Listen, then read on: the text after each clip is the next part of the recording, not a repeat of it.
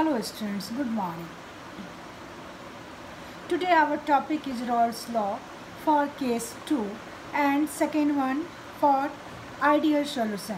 Means today we are going to discuss about Rawls law case number 1 and second one is ideal solution.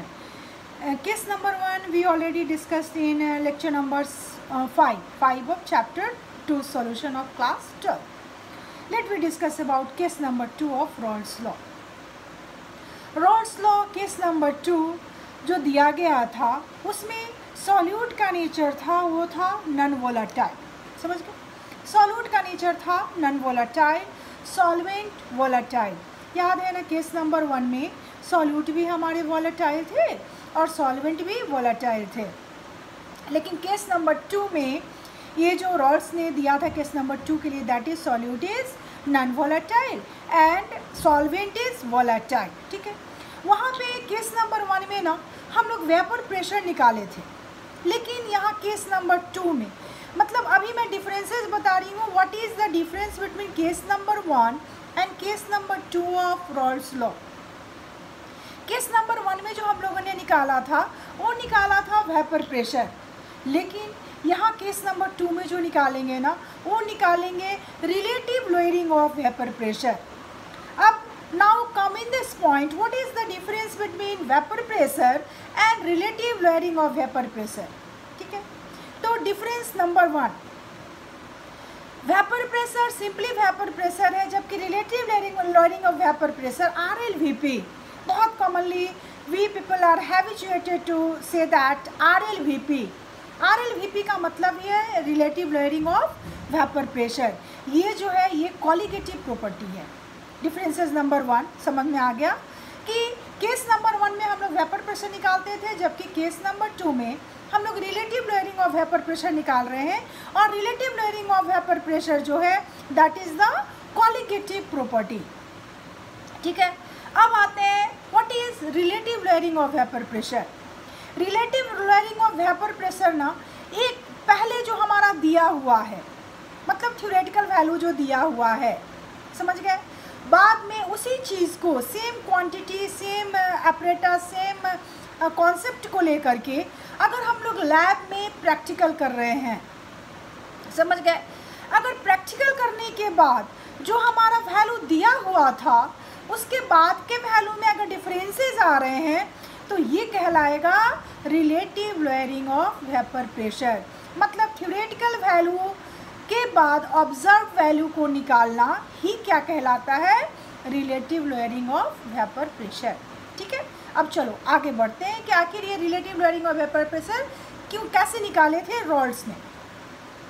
तो यहाँ पे जो substances लिए थे that is the pure solute. Solute का nature क्या था, नॉन वोलेटाइल, जबकि सॉल्वेंट का नेचर क्या था, वोलेटाइल. ठीक है, अब चलो देखते हैं कि कैसे ये निकाले थे.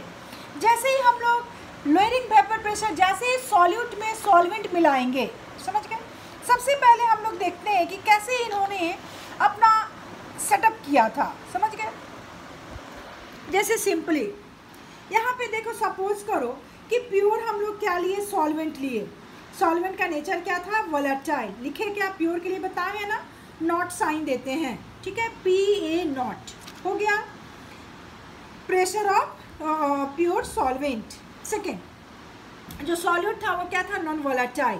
अब हुआ क्या कि जब सॉल्यूट और सॉल्वेंट को मिलाकर के सॉल्यूशन बनाए तो उस टाइम में सॉल्वेंट का वेपर प्रेशर जो पहले था वो तो था, एक तो नेचर भी उसका वोलेटाइल था, ऊपर से जो तुम सॉल्यूट मिलाए उसका नेचर क्या था, non volatile.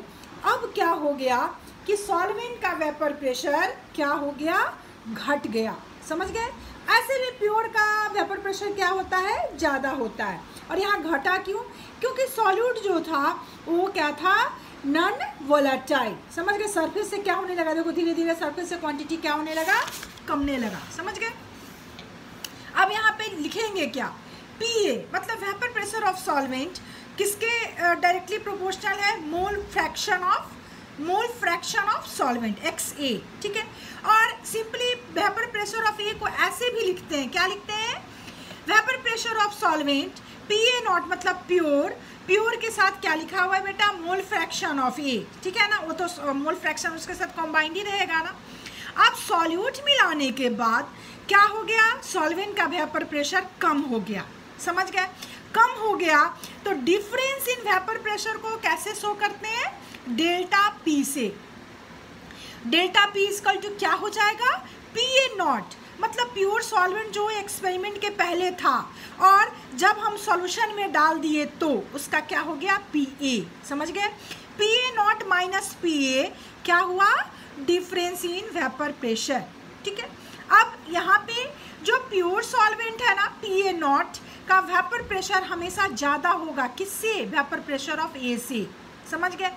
Delta P equal to क्या है, PA नॉट माइनस, देखो बेटा PA का वैल्यू दिए हुए थे ना, PA नॉट x से, तो यहाँ पे उसी वैल्यू को हम पुट कर दिए हैं, PA naught minus PA not XA। अब यहाँ पे क्या किए हैं, PA नॉट में एक PA नॉट को कॉमन ले लिए, समझ गए। तो डेल्टा P इक्वल टू क्या हुआ, PA नॉट में एक PA नॉट को कॉमन ले लिए। और बेटा किसी भी सॉल्यूशन में जो मोल फ्रैक्शन वैल्यू होता है वो सॉल्यूट और सॉल्वेंट का क्या किसके बराबर होता है, 1 के बराबर। तो सॉलिड और सॉल्व मतलब XA प्लस XB का वैल्यू 1 के बराबर होता है। तो यहाँ पे XA इक्वल टू सिंपली हम क्या दे देंगे, 1 माइनस XA, समझ गए, क्योंकि दोनों में से क्या ले लिए, कॉमन ले लिए हैं, ठीक है। अब देखो डेल्टा P, अब इसी को वैल्यू को इवेल्युएट कर रहे हैं, समझ, डेल्टा P का वैल्यू पुट कर रहे हैं। Delta P by PA not इधर आ गया बराबर XB इक्वल टू क्या हो जाएगा बेटा, 1 माइनस XA, चूँकि XA प्लस XB क्या होता है, किसके बराबर होता है, 1 के, तो 1 माइनस XA को क्या लिख सकते हैं, XB, ठीक है। अब देखो delta P change in pressure जो था वो क्या था, उसका वैल्यू क्या था, PA naught minus PA, delta मतलब चेंज इन वेपर प्रेशर, और by PA naught as it is है, और ये क्या है, XB। देखो बेटा यही हमारा कैलकुलेटेड वैल्यू और फाइनल हमारा यही आया केस 2 का रिजल्ट। मतलब क्या बोलोगे, नट सेल में क्या बोलेंगे, relative lowering of vapour pressure, किसी भी सॉल्वेंट में जो कमी आता है, मतलब जो होता है वो सॉल्यूट के मोल फ्रैक्शन के बराबर होता है। यही हमारा रिजल्ट किस चीज़ का आया, case 2, Rawls law of case 2। अब चलो देखते हैं आइडियल सॉल्यूशन, समझ गए, what is ideal solution. Ideal solution के बारे में सबसे पहले आइडियल सॉल्यूशन बनाना बहुत डिफ़िकल्ट टास्क है। अब देखते हैं उसके लिए क्या क्या क्राइटेरिया, आखिर इतने डिफ़िकल्ट टास्क आइडियल सॉल्यूशन हैं क्या। सबसे पहले what is the definition of ideal solution. तो हम कंप्लीट हमारा जो डिफिनीशन होगा या डिफरेंसेस होंगे, कितने पॉइंट होंगे, 5 पॉइंट। आइडियल सॉल्यूशन के लिए हम लोग को 5 पॉइंट क्लियर करना है, डिस्कस करना है, ठीक है। चलो देखते हैं पॉइंट नंबर 1। पॉइंट नंबर 1 में हम लोग डिफिनीशन देंगे आइडियल सॉल्यूशन का। Ideal solutions are those which follow the Raoult's law. Raoult's law for the entire range of concentration.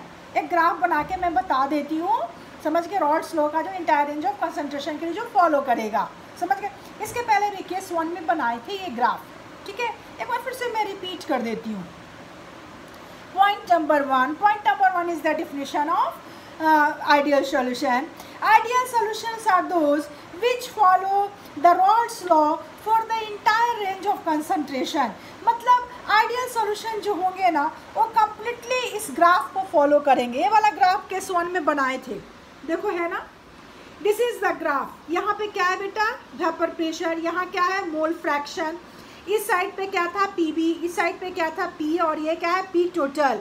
P total equal to क्या लिखे हैं, vapour pressure of solute and vapour pressure of solvent. यहाँ पे इस side हम A लिए थे तो A का वैल्यू 0 दिए थे, तो XB क्या है, 1। ठीक इसके अपोजिट दूसरे साइड देखो कि एक ही साइड हम दोनों वैल्यू नहीं पुट कर सकते थे, तो अपोजिट साइड क्या लिए हैं, XB इक्वल टू 0 और XA इक्वल टू 1, ठीक है। This is point 1। ये ग्राफ पर पूरी तरह से फॉलो करता है जो सोल्यूशन, वो क्या है, आइडियल सोल्यूशन, ठीक है। अब point number 2। Point number 2 for ideal solution. Ideal solutions are those जहाँ पे P theoretical, vapour pressure of theoretical का वैल्यू जो होता है वो P ऑब्जर्व्ड के बराबर आएगा। मतलब वेपर प्रेशर ऑफ थ्योरेटिकल का वैल्यू पी ऑब्जर्व्ड के बराबर आएगा। पी ऑब्जर्व्ड कैसे निकालेंगे, तो बैरोमीटर से लैब में निकालेंगे। तो ये सेकेंड वाला जो कंडीशन है वो फॉलो हो जाएगा, तो मतलब वो सॉल्यूशन क्या है, आइडियल। अब पॉइंट नंबर 3 समझ गए। Point number 3, ideal solutions are those whose delta V value is 0। Delta V का मतलब होता है चेंज इन वॉल्यूम। अब चलो उसको भी एक्सप्लेन कर देते हैं कि डेल्टा वी कैसे होंगे, कैसे